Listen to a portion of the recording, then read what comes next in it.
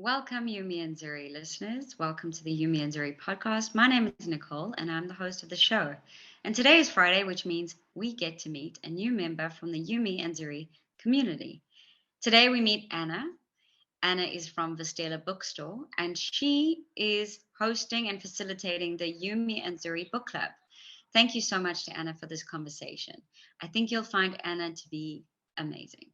She is originally from Portugal, and her story is wonderful. How curious she was, how she changed course in her life from being an academic and into research, from her beautiful bookstore and story about moving to Switzerland. And I hope you all enjoy my chat meeting Anna. Anna, it's so good to see you this morning. Thank you so much for joining us on the podcast. Thank you so Welcome. much for having me. Um, So I'm so intrigued because I realize I don't know the first thing about you. And ever since you joined, I've been dying to get to your bookstore and to meet you and spend time with you, but I haven't had a chance. So this is the perfect opportunity. So welcome officially. And for everyone who doesn't know, Anna is the lady behind the book club and the bookstore. But before we get into that, I want to know from the start, whatever you think is relevant, where have you come from? How long have you been in Switzerland, and how have you found Yumi and Zuri? Yeah, I am originally from Portugal. So I grew up in a small village, like half an hour from Lisbon. Although every time people ask me where I'm from, to make it short, I just say that I come from Lisbon. And usually people tell me, "Oh, I've been to Porto," and we have a little bit of a beef between the two cities. So I always tell everyone to go to Lisbon as well. So if anyone wants recommendations on what to do in Lisbon, they can always chat with me. I hear it's beautiful. Yeah, it's very, very nice. Lots of stuff to do, worth going for longer than just a weekend. And were you born in Portugal? Yeah, I was born in Portugal. My whole family is Portuguese, my parents as well. So yeah, I actually grew up wanting to meet different people in different cultures, and that's what led me to get out of Portugal, which I did for my master's. I went to study in the Netherlands, in Utrecht, before I came to Zurich. And what brought me to Zurich was actually my studies as well. So I came to do a PhD in 2015. So yeah, I've been here over 8 years now. What were you studying, Anna? I was doing research in cancer biology.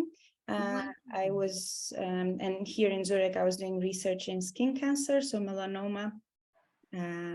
Yeah, extremely interesting. Makes me change the whole way I see people laying on the beach without sunscreen.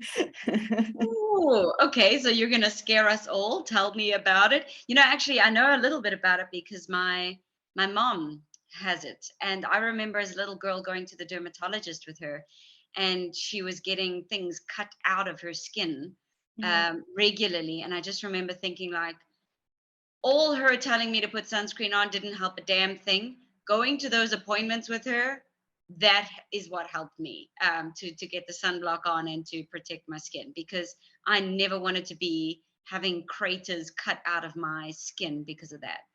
Yeah. So, okay, what can you tell me about it? I think it's fascinating. I don't know if it's that interesting overall. I mean, I guess the only fun fact is that in Switzerland, there's a lot of incidents because of skiing a lot. So getting exposed to a lot of sun in the winter and then forgetting to put sunscreen and getting heavy burns from, just the sun reflecting on the snow. Yeah. So I guess my only tip is to put also a lot of sunscreen in the winter if you go in the mountains. But there's something strange about the sun here, because I'm from a really sunny place in South Africa and I used to burn there. And now I don't burn here. That is very strange, because I used to be this fair skinned person that the minute the sun touched my skin, I was red. And now, strangely enough, I get away with not wearing as much sunblock because I don't burn as much. I don't know if it's something to do with being in this southern or the northern atmosphere, or what it is actually, but I find it quite interesting. Maybe this I actually don't know, but maybe the sun is just Wow. somehow stronger in South Africa. Maybe. Maybe. Okay, so now you're not doing that anymore, are you? No, no, I decided not to pursue like a career in academia after that. It was really not matching like my personality and my goals, I think. There's a lot of stuff that influenced it, but I'm just happy I made the decision to leave. And then I worked for a while in sort of marketing. It was not really, it was a weird job in between. I think a lot of people that leave academia struggle with finding their next step. You think you're going to do research your whole life and this is what you want to do, and you're just consumed by studying and wanting to do the best you can in academia so that you can get your next position. It's quite competitive. And then you go out in the world and you don't even know what job descriptions mean, because you just have not been in contact with the job market. And so I found a position in a nonprofit organization, a medical association. And I was working a bit in the marketing team, working with their books. So it started like shaping what I'm doing actually today since back then.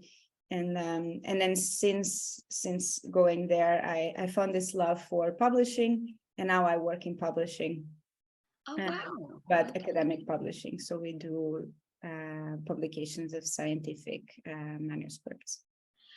That's so interesting. It's like all of those, it's always the case that all of your experiences combined um, make you, I guess, shape what you become. That is so true. That is so Yeah. true. I think about that all the time because things just sometimes you want something and you don't get it, and you're a little bit frustrated because you don't understand why you don't get it. And then another opportunity comes by and you realize, oh no, this is it. This is where all Yes. of the pieces are combining, and this makes so much sense for me. And I've really learned to just let things happen because you never know where life is going to take you, and even the smallest experience Yeah. that you had, even in a summer job when you were a kid, can bring you can get you an interview, or can bring you to develop a project or meet people. It's really unbelievable how things go full circle. Exactly. And we only recognize these things in hindsight. And it's so funny because even the smallest odd job can have such an impact on the trajectory for the rest of your life. Yeah, And I think the important thing to know is once you've seen it once or twice in your own life, to recognize that when you don't have something go your way now, to already be in that mode of being grateful because whatever you know based on experience, that whatever comes out of it meant to has, ultimately meant to have happened for you. So I guess it's like the trick is to not be down on anything that happens, good or bad, as we perceive it, because ultimately we'll be grateful for it. So I think that's actually what they mean when they say gratitude. It's like already if something shitty happens, you just have to be grateful because it saved you or did something for you in the future. So yeah. that's very cool. I love that you went from such a that change from academia to marketing. I think that's true of anyone who thinks they're going to do one thing in life and then it doesn't pan out. I know it was like that for me in a way. You know, I was determined to be in like a hotel school or do professional cooking. And then when my plan A stopped being, I really didn't know what to do next because it's such a niche thing. Yeah, It's like, well, it's not like now I know what job to get next, if not that. It's like now you have to start from scratch. But yeah. you always use those things later on in life, which I find so probably your academia and your research brain plays such a big role in everything you do now, I'm sure. Yeah, no, I think that's 100% true. I think then what happens is that we suffer a little bit from not wanting to give up, because somehow if we study something and we don't get, or at least I felt like that, if I was studying something and I wouldn't be able to get a job, or I wouldn't like the job that I got out of whatever I studied in uni, I always had the idea that I would be failing, that would mean that you just weren't good enough because you studied this, you were supposed to do that. And the fact that you realize that maybe this doesn't fit your personality or doesn't fit your life goals or just doesn't make you happy is sometimes very hard to let go of. And give up, because you will always feel like you're failing, when it's actually you're just adding something to your life and you're just moving on, not really giving up or not really failing, but just continue progressing with your life and getting to know yourself. I mean, you work 8 hours per day. That's sleep and work is what I do the most. So I enjoy sleep very much, and I decided I should enjoy working as well. Absolutely. It's so valid what you say. I mean, our inner critic is so harsh. We would never talk to anyone else the way we talk to ourselves. And also, there's such a thing as revisiting whatever it is. So even if you fail today, what you learned from that and what your experience with that accumulates over time, and you can always use it later on in life. It's not a failure. It's just something under your belt that you carry with you. And yeah, it's so important not to see it as failure. Nothing is good or bad. Like, we shouldn't analyze our lives like that. Yeah. Anyway, so that's, yeah, that's really, and for me too, I've seen it as well. Like, I've revisited my food dream because now I'm a private cook for a family. And so it's not what you imagine either. Sometimes you study law and you think you're going to be a lawyer, and there's so many ladies that I know now who use those skills in their career that is completely changed. It's fascinating. And I Yeah. think that we are collections of our experiences, and we can just use them in unique ways, and it's so exciting. Yeah. So I But wanted to, oh, sorry, sorry. I just wanted to ask you, did you have that example like from the generation prior to you? Because with my parents' generation and the generations before, at least in Portugal, you didn't really change careers. You had one job sort of for life. And that was what I grew up with. It didn't even occur to me to ever think that I would study something and then do something else, or that I would just let life lead me to a different career. So I think that that is changing a lot in our generation, or so I hope Yes. so, that people are just exploring what makes sense for them and taking advantage of their skills, because whatever you decide at 18 you want to be in the future, I mean, you're not even the same person you are at 18 anymore. No, and I mean, aside from that, I think we as students, we feel like we're picking between what's in front of us. We're selecting from what already exists. But life is so much bigger than that. There's things that we can't even imagine. And so, growing up, for me, I was basically looking at a handful of careers that I should choose from. And there's no imagination there. It's like you're selecting whether to be a doctor or this or these categories. But there's no creativity. And I think it's so limiting, because then we are selecting from things that already exist. And that's to say that our generations ahead of us knew everything there was to know about the world. And they were presenting us the only options that exist. And luckily, I think you're right. We are a part of a generation that is breaking the mold in that way, where it's like, I'm going to choose differently. I'm going to choose selections that, outside of the whatever's presented to me, because you can see what doesn't work about it. And for me, I could see that my parents' generation assigned themselves a career and then stuck to it miserably for years. And I just see no benefit in that, because they were miserable with it. And it's like the only reward is having done it for so many years. It didn't actually make the quality of their life any better. And what I did notice as well with the people my age, and I was lucky in this way, because my dreams of cooking, I really realized that's not a lifestyle for me. I saw my fellow students studying PhDs, degrees, masters, and things, and not using it, and moving abroad and not being able to use it, because if they studied law in one country, it's not applicable somewhere else. Mhm. And then also qualifications. And when I started seeing the examples of those people, I realized it's not working. Everyone is studying these masters to get something on their resume, so that it hopefully counts, because that's what you need to move through the world. But then you move through the world and you realize what's on your resume doesn't count either. Mhm.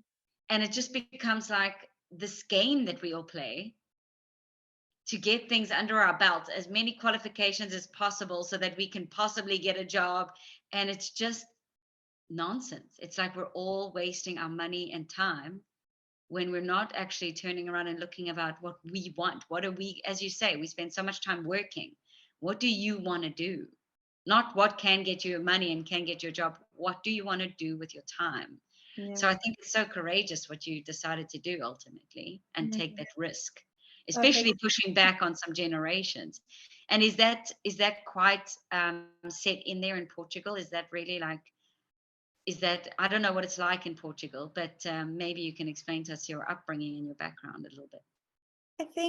I think it was true in the past, but I think things have changed a lot. For example, working remotely is just something that didn't exist a generation ago, right? So what I'm doing right now, the job I currently have in an academic publisher, I do fully remote. This would never be possible in the past, right? And I also was not willing to relocate for that.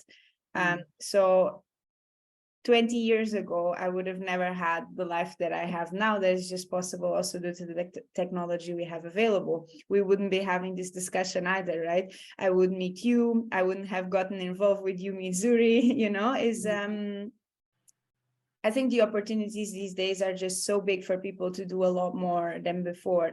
If you were living in a village, you had a bakery and a pharmacy and a doctor's office and a school, and these were the jobs that were available to you. So you would not even dream of something else or not even know of the existence of something else. So yeah, I think we're just very lucky to be able to also go on LinkedIn and check what type of jobs exist in the world. This didn't was not possible before. So yeah, and this is actually one of the things I did when I left academia. I was just on LinkedIn reading job like descriptions just to try to understand, what is this job, what does this mean, what should I be looking for. I don't even know the name of what I want to do. I had an idea of what I wanted to do, but I couldn't really put a label on it. And then when I finally joined this medical association, I was just basically doing everything in the association that I could and was interested in, just to try to discover what I was good at, what I could do, what could I use my education for.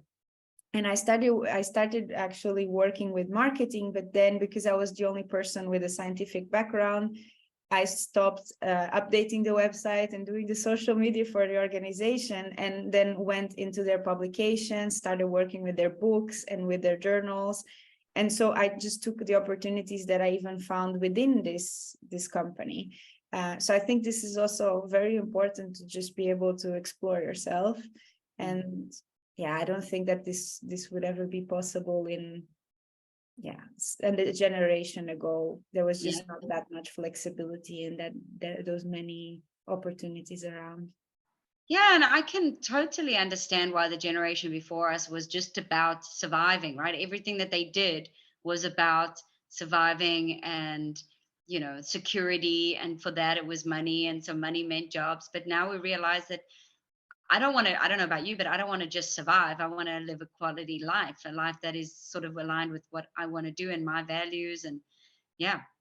And it's interesting because I think there's a funny balance between ambition and not letting society's version of success get away with you either. And I think curiosity is exactly the cure for that, which is what you did, is that you were curious and you investigated whatever's out there and you were open-minded, because a lot of people just jump from one safe option to another without even asking themselves, but what is for me, what do I want? And we do that in relationships too. We're just looking for the next one without stopping to be curious, to investigate ourselves, to say, well, what do I want? And often that's the quickest route, because we can do everything out of scarcity and out of panic, or we can just stop for a second, investigate it, and then actually figure out what is for us and go after that. And so I think it's really courageous. And also, I wanted to say that it's interesting as well, because what you do now, I can see obviously brings you a lot of joy.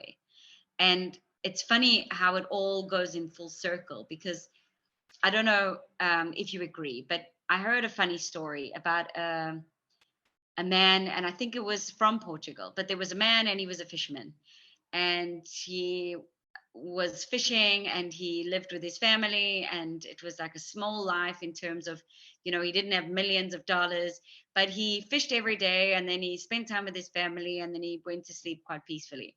And there was an American man who went to visit and said, you do such a fantastic job. Why don't you get another boat? Then you can get more fish. Then you can sell more fish to get more money, so you can get more boats, so you can get a fleet. And then the guy was interested. He said, yeah, I mean, I can do that. What for? And he said, well, it's for more money, so that you can go and buy a house. And eventually it accumulated to the point where he would have enough money to be able to retire. And then he said, and then what's for me in retirement? Well, you can get a small house in a village where you can spend time with your family and go fishing. And ultimately it reached full circle. And the quality of life, ultimately the lesson for me was like, sometimes we can miss the point if we don't know how we want to live in what's important to us. We can let society's values of what is success and what is happiness drive us to a point. If I think of what everyone thinks about for like happiness, at the end of the day, retirement, what would you do? But none of us are thinking to live like that and make that our lives now. What would make you happy? And we often go off on this trail of like insanity of qualifications and academia and climbing corporate ladders, only to earn us money, only to enjoy our lives. And it's madness.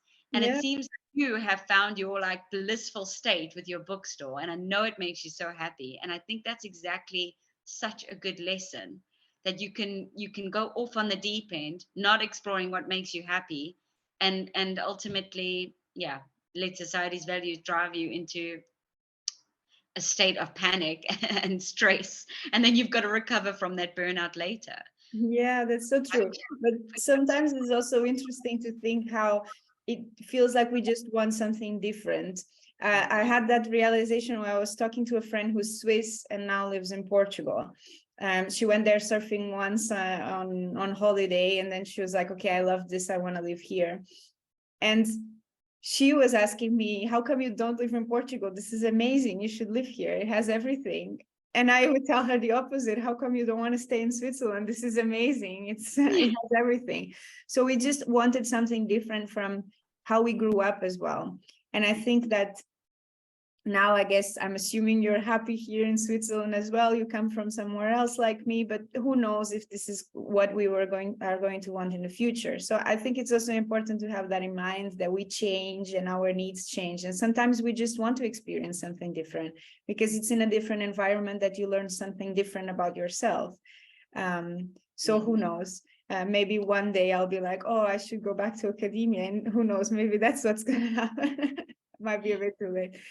But your story actually was very interesting because it reminded me of an interaction I had recently. Someone was asking me if I wanted to open multiple bookstores. So if my goal was to have this bookstore and then another bookstore, maybe in another big city in Switzerland. And I just replied to them, "Well, I cannot sit on multiple bookstores. And my goal to have the bookstore is that I can work there." So yeah, sometimes you just want something that someone else wants to build an empire, but you just want a place where you can sit and feel cozy and talk to the people that come to your book club. Exactly. And the only person who can answer that is you.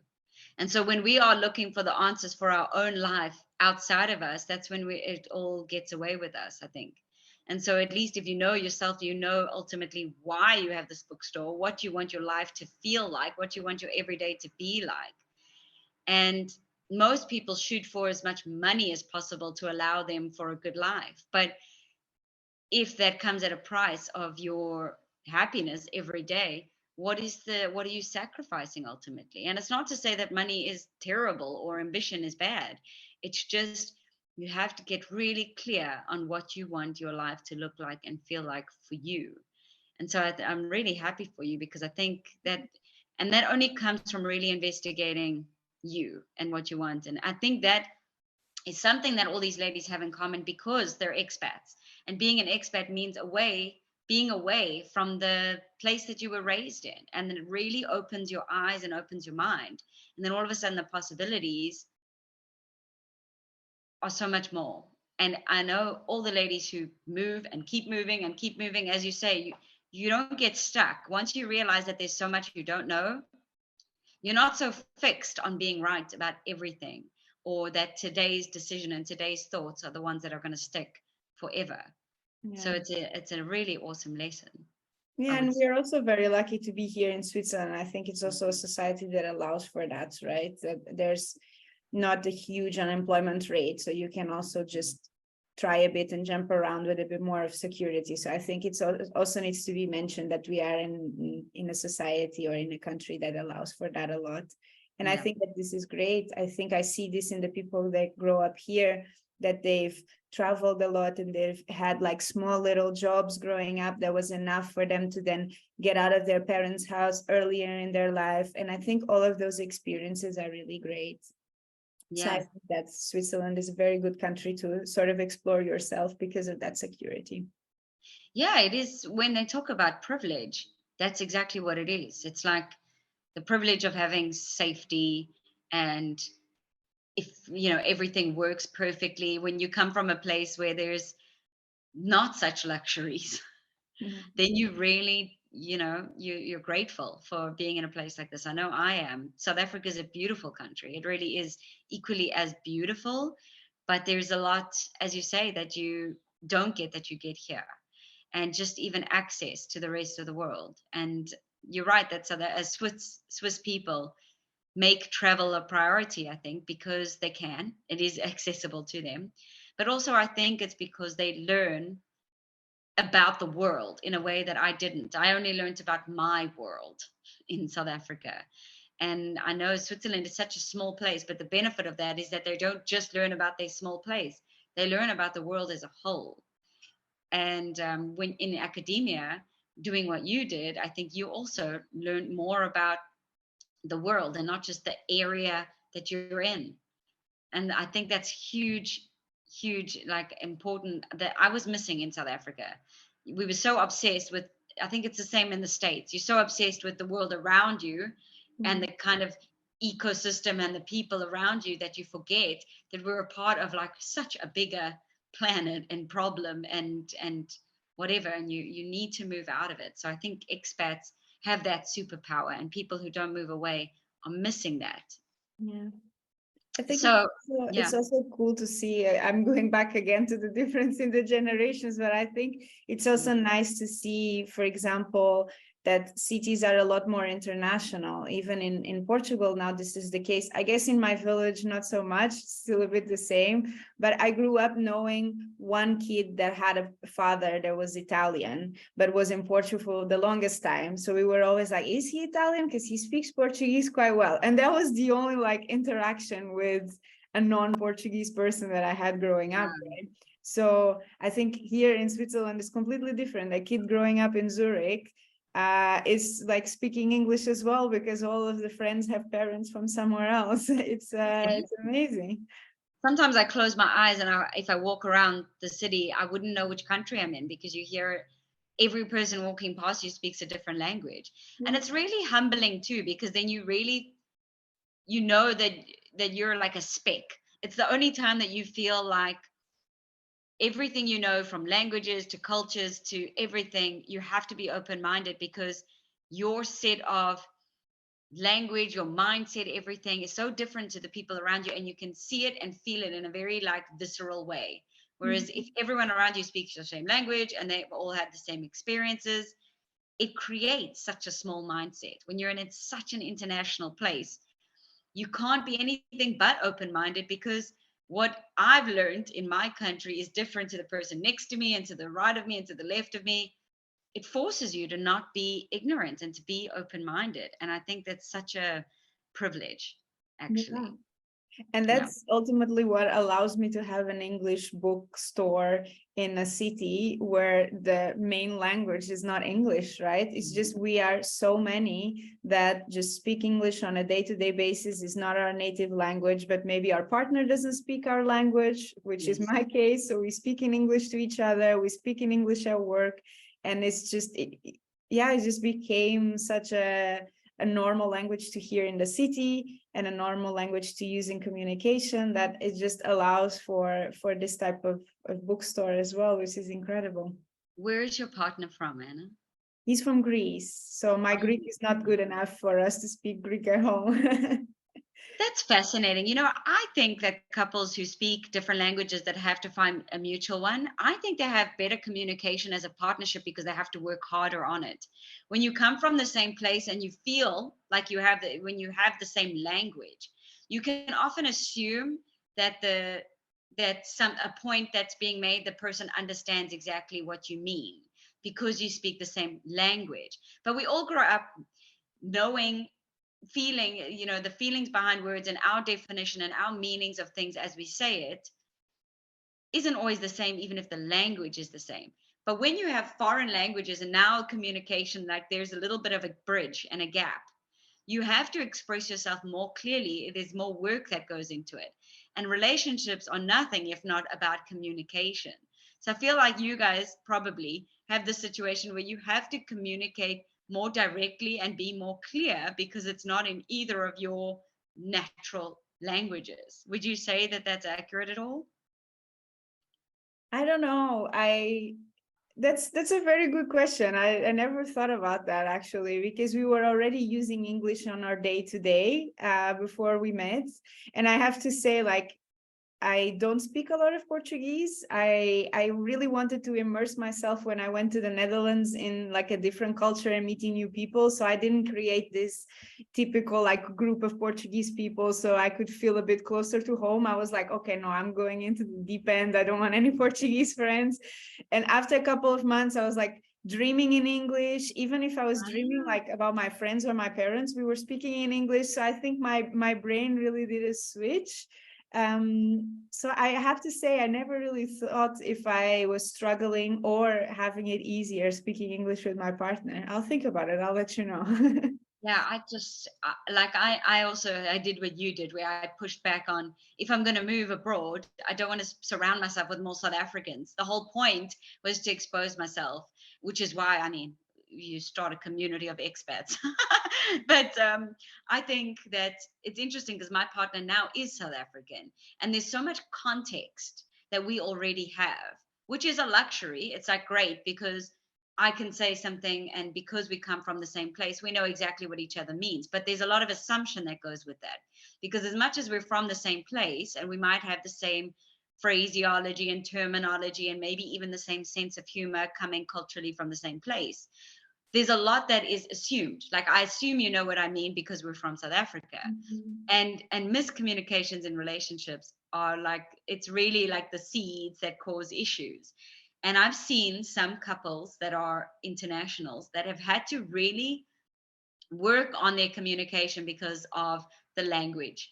And so then they are more conscious of making sure that the point that they're making, whatever, that it lands as they mean it because of the language barrier. And I actually think that's not a disadvantage. I think it's an advantage because you end up communicating so much more effectively because of the assumptions not being there. So I think that's quite cool, actually.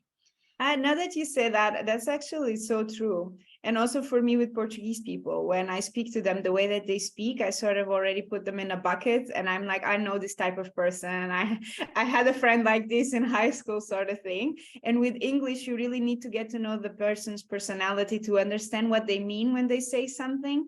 Just Yes. because it's yeah, that's so true. That's actually very true. So I feel like it's actually harder to pinpoint someone's personality and to get to know them if they're not from your home country, because you cannot take those subtle cues from their language. That's true. It's exactly. So you really have to pay more attention to like pick up on cues, to learn them. And people, relationships are all about learning how the other person is. It's not about judging it. That's what I love about living in the city. I quickly realized that just because someone isn't like me doesn't mean that they mean bad. Like, when I started learning French, I realized that the French are often misinterpreted because the language is so direct. They are not direct people, they are not rude people. But when you look at how you learn the language and how the structure of the sentence is, I can easily see how they come across as more rude and direct just based on the structure and the wording and the phrasing. And then I realized, oh, okay, so if that's true about French, then every other language and every other culture, you often misinterpreting, like just because someone comes across to you a certain way, don't take it personally because you have no idea all that goes into it. And I know if I speak German, it's so basic. I can only say, I want this in a very direct way. And to the person who speaks German, they're just like, well, that person's very rude and direct. But it's because I'm limited. I can only say the bare minimum. I can't add emotion and tone because I'm just struggling to get the basic sentence out. But from their point of view, it comes across, I guess, as like, well, this person like has no personality. You know what I mean? And Yeah. so I think that is very humbling that we all have to not take personally how we all, not to make assumptions and to learn each other better. And that's the foundation of I guess effective communication and relationship building.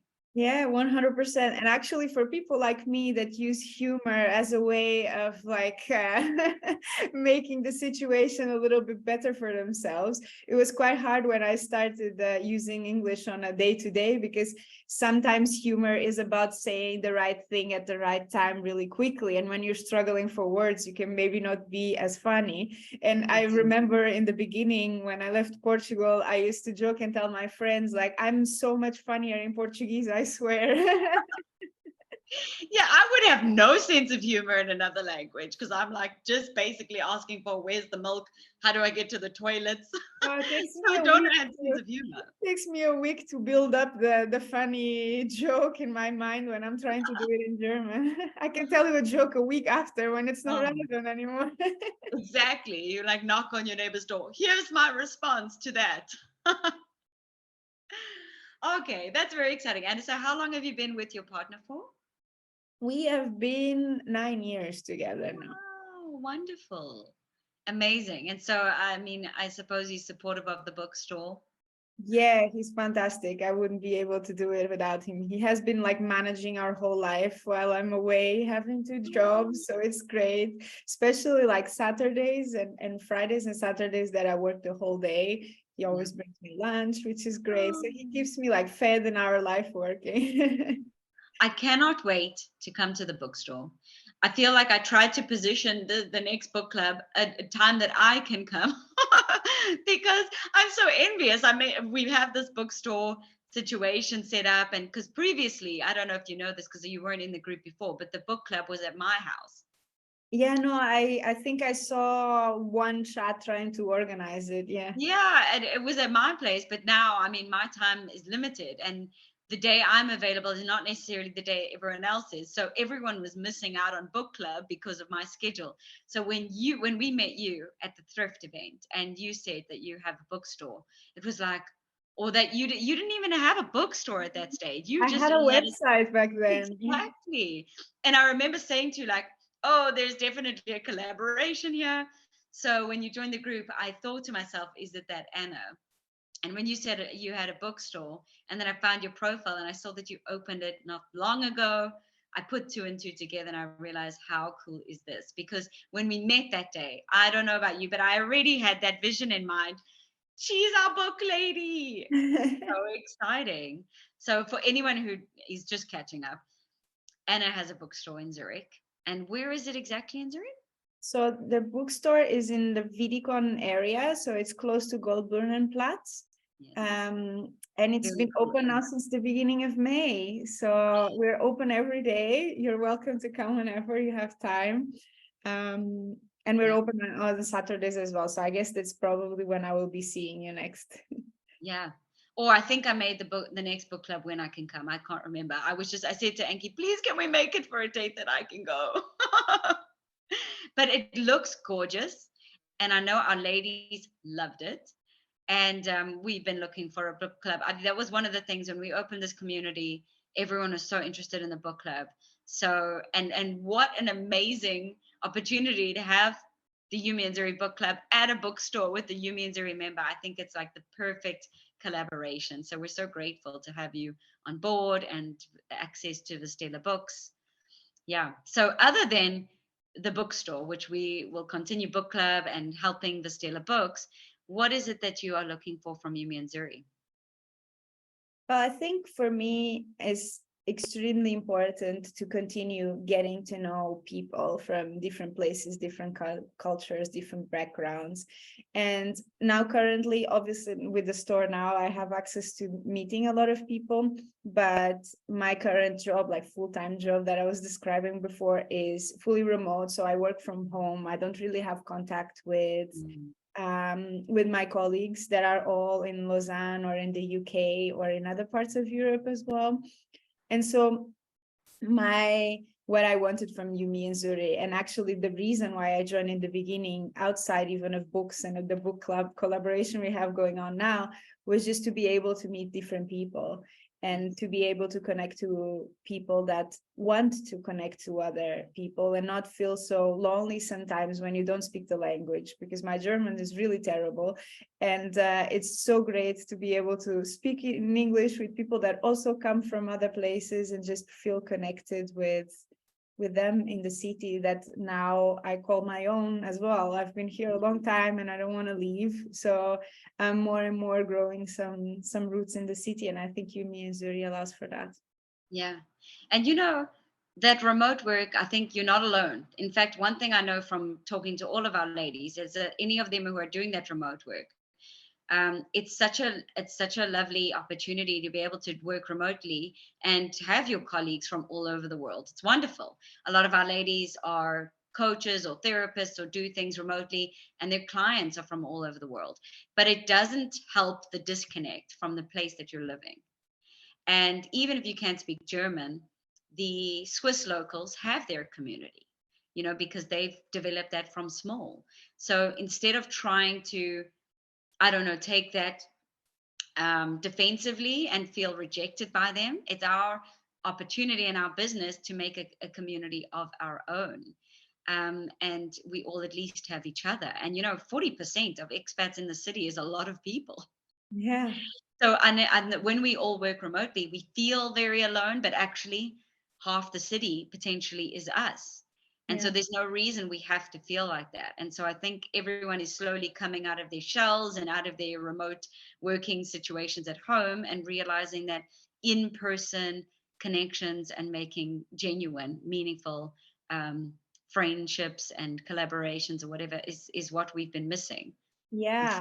from living abroad and from COVID. Yeah, and as an adult, I think you rely so much on the people you meet at work to make friends in a new city. And now, if that's taken away from you because you're working remotely, you really need to put in an effort if you want to meet more people and extend your network, or even just, I don't have a lot of friends that I talk about books with, for example. So I would have to go and meet other people that like books if that's something that I want to do, right? Yes. So it's very important, I think, and I guess some people that are listening have just arrived and are thinking about how to make friends, and it takes a lot of effort as an adult to make friends. It's not like we used to make friends as kids. Exactly. And you take it for granted. And I don't know, a lot of people, a lot of these other expat communities that I was in before you, Zuri, was all about socializing at the bar or something, but they're not necessarily aligned to your interests. So you're not necessarily going to bump into who's right for you. And one thing I love about Yumi and Zuri is that the ladies here are just as equally invested in finding the people right for them too. No one's wasting their time because yes, we can go out on the town for a night and meet someone at the bar, but they're all realizing the importance of relationships in their life, and they're all equally as invested in finding meaningful relationships, not just I need someone to go have a drink with. I actually want people in my day-to-day life, people who care about me, that text me, that wonder how my day was or my week was, because we all miss that. And that's the thing that you take for granted when you are living in the place that you've had these relationships for your whole life. So it's such a good lesson.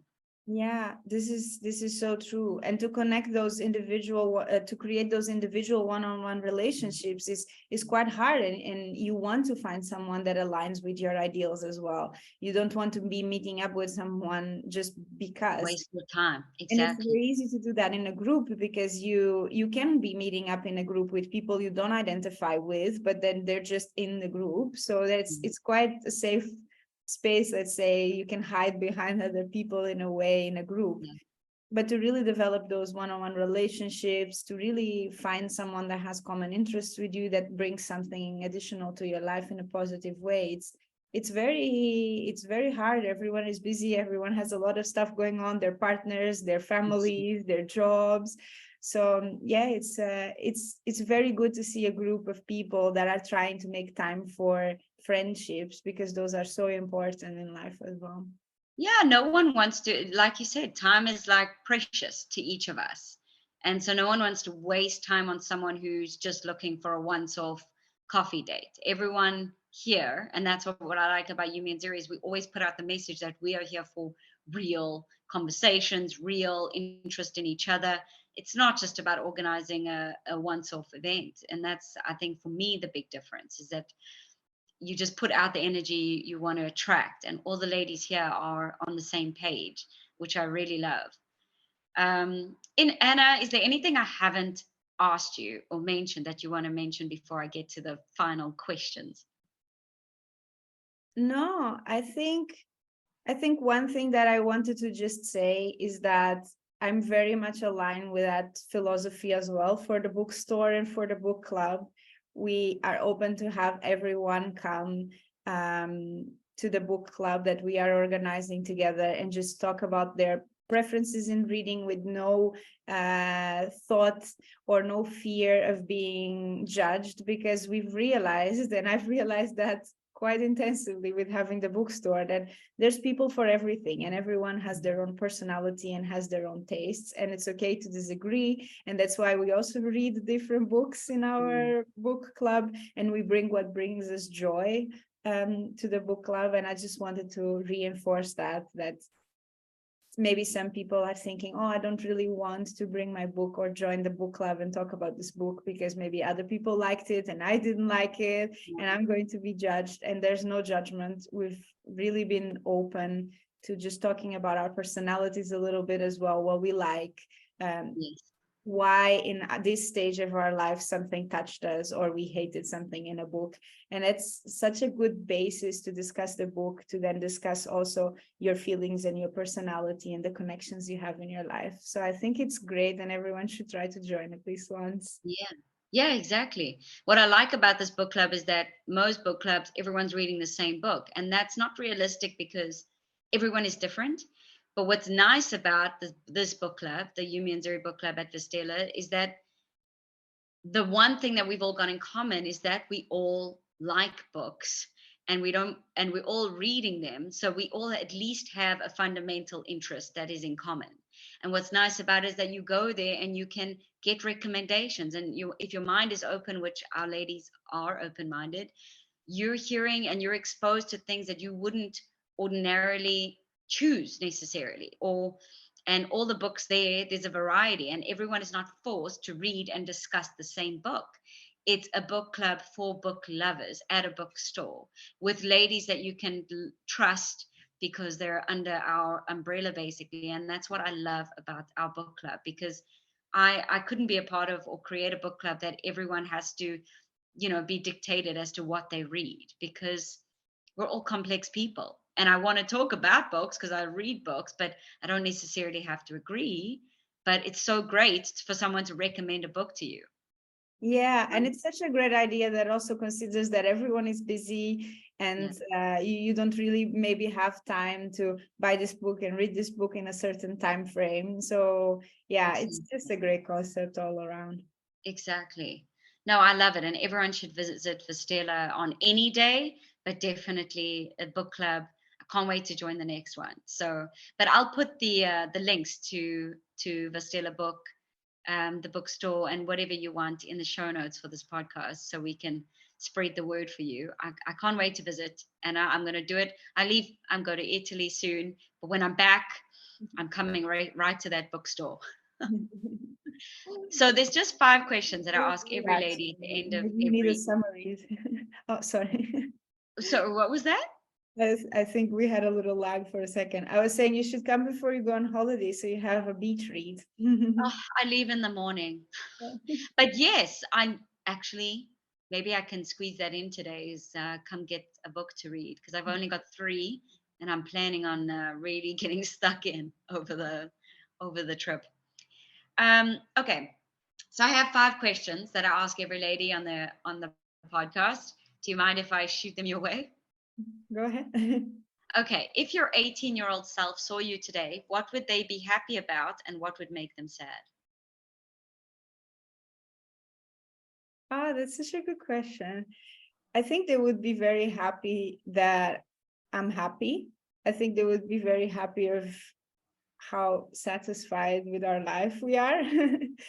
I think they would be a little bit, just going to what we were talking about in the beginning, they will be a bit sad that we took a different career turn. So I think at that point, they would not be fully understanding why we weren't successful in what we wanted to do at the time. So I think there would be a slight disappointment again, career wise. Okay. What makes you feel awkward and why? I don't feel awkward very often. I do have this terrible tendency to, when I say a joke, I laugh at my own joke, and then I get tears in my eyes from laughing. I don't know why. It's just like a reaction that definitely makes me feel awkward. Okay. If you were given a surprise day off, what would you like to do? Say again. If you were given a surprise day off, what is it that you'd like to do? Oh, I would definitely go for a hike or something outdoors. Okay. What do you think makes a person most attractive? I think the personality. I think it's so important to just let your personality shine through. And I think that's attractive in anyone. Yeah. Yeah, like not hold back from who they are. Mhm. Yeah, it's funny, the interview before this, it was exactly the same answer. So it always amazes me, these questions, because everyone is so aligned with their answers, which I love. Um, what would someone who really knows you well say about you to somebody who doesn't know you? I think that they would say that I'm always ready to help and I'm always positive. So if they have a problem, they can always come to me and I'll definitely try to find a good solution for them. That's very good to know. You're going on my list of emergency contacts.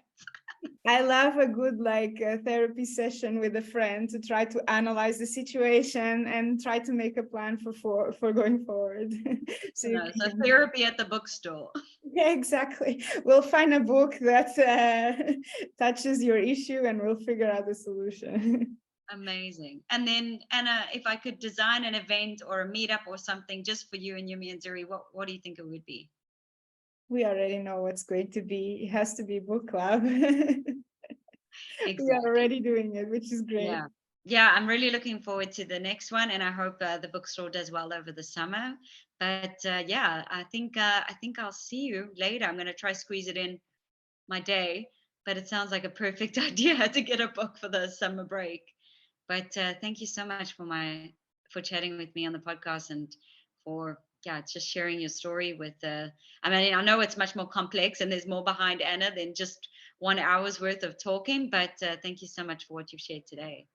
Thank you so much for having me. This has been great. I look forward to seeing you at the bookstore and chatting a little bit more. Yeah, absolutely. Okay. Thank you all for listening to my chat meeting Anna. Thank you, Anna, so much for your time and access to your beautiful secondhand English bookstore. We will put the link to the Stella Books in the show notes, so please do check it out. Please go and visit Anna's bookstore. It's beautiful, and she is so kind and compassionate, as you can hear. And if you liked my chat with Anna today, go back and listen to meeting member Teresa Kennedy. She is a language expert and teacher. She is a gentle soul, just like Anna. And I think you'll all Really enjoy that one too. That's all for me this episode of Meet a Member on the podcast. I'll check back in with you for the next one. Until then, ciao for now.